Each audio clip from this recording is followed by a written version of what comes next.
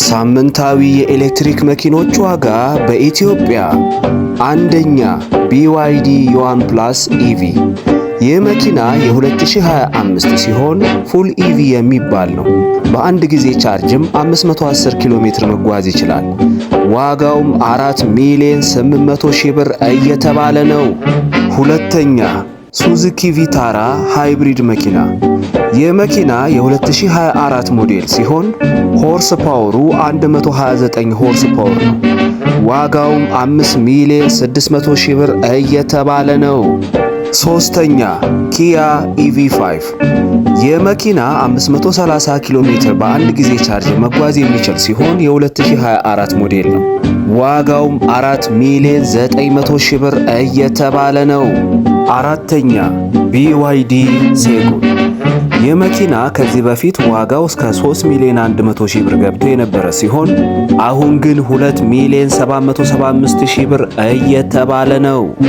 አምስተኛ BYD ሶንግ ፕላስ። ይህ መኪና በአንድ ጊዜ ቻርጅ 605 ኪሎ ሜትር መጓዝ የሚችል ሲሆን የ2025 ሞዴል ነው። ሆርስ ፓወሩ 218 HP ሲሆን ዋጋው 5,800,000 ብር እየተባለ ነው። ስድስተኛ BYD ሶንግ ፕላስ ኢቪ። ይህ መኪና የ2024 ሞዴሉ ሲሆን 520 ኪሎ ሜትር በአንድ ጊዜ ቻርጅ መጓዝ ይችላል።